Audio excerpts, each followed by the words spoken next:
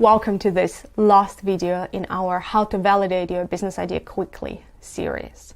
In this video, I wanted to show you how you could use Miro board for your startup validation.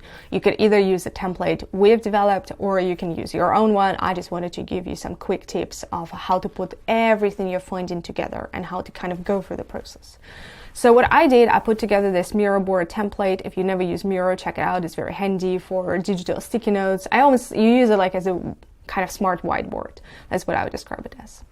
So you can simply zoom in on any of the parts. So we go to part 1, assumptions. You can watch the video here. So we start with the canvases, you might remember. So here are the 2 canvas templates. Whether you want to use the lean one or the business one, you can just zoom in and start writing here on board. The problem is that people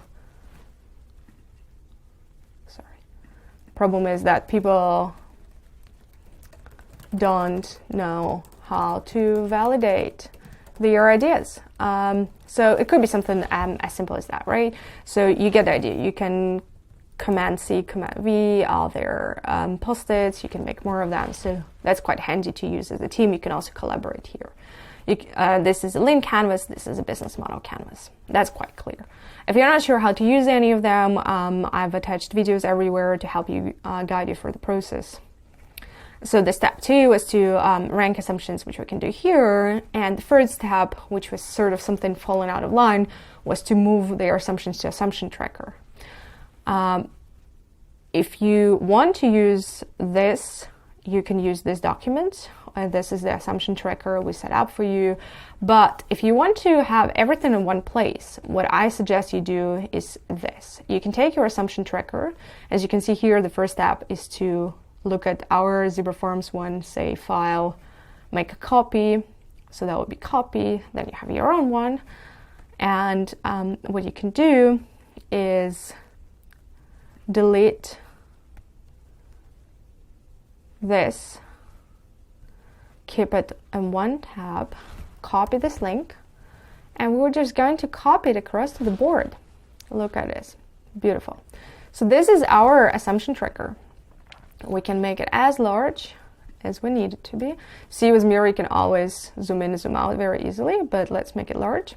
And what you can do here is you can just double click and you can edit it right here, which I think is pretty sick. You can even see that we are there in the other tab. You could also use it to draw on it or do any of their Miro functionality here. So what I suggest you do is you edit it, you take all these assumptions on the fields and you make them much larger, maybe a bit more large. Yeah, and we make the font larger so that we can read it easily. So let's say 20. We enlarge the fields and we close it. So now in a second, you can see that it updated here as well. It's not perfectly edited, so we'll probably need to move things around a little bit to make it nicer. So for example, oh yes, so we do this. Now we have that. You can make it as pretty as you want to. I will update in a second.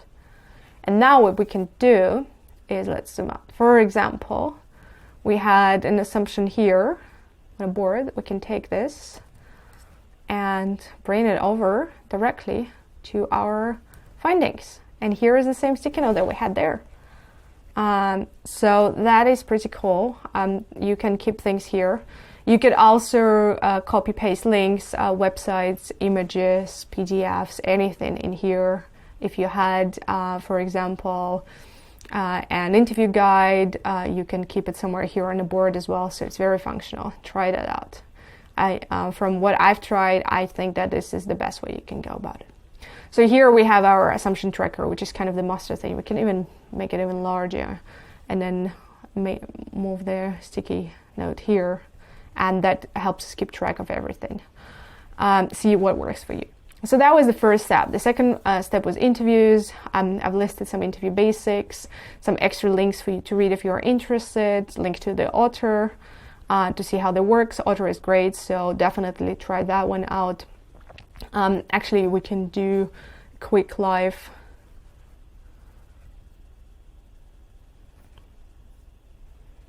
here, so we can just try recording this note to see if that works well. So this is what you get.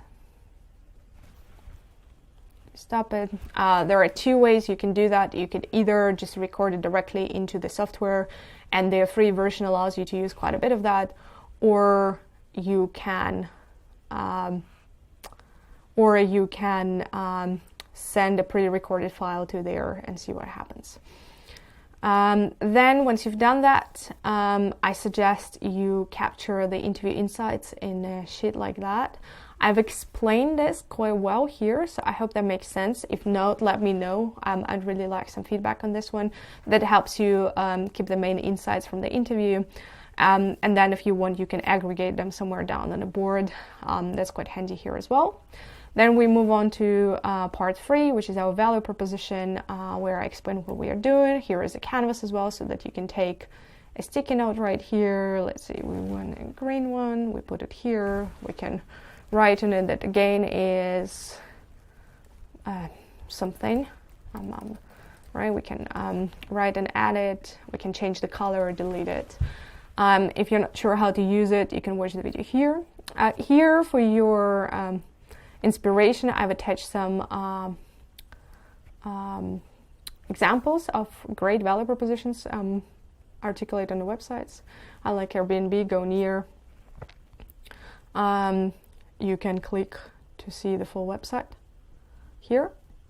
So this is that. And then for the traction testing, there is a brief summary of what we talked about in the video, and then there is a bullseye framework by Gabriel Weinberg, an explanation of 19 channels. So if you click on this, you can go to the link and actually see what he's talking about and what 19 channels are available there. So this is the Miro board by Zebra Forum to help you put all your validation effort in one place. There is a link to this below so that you can check it out. If you want a copy, you want to have it in your own Miro board, just let us know by dropping us an email to lisa@zebraforum.co. There is a link right here if you click on Tell Us. I hope you enjoyed that. Please let us know if you have any good or bad feedback on the course. If you found it useful, it would be great to hear. If there is something that didn't quite make sense, we'd be really, really happy to hear as well.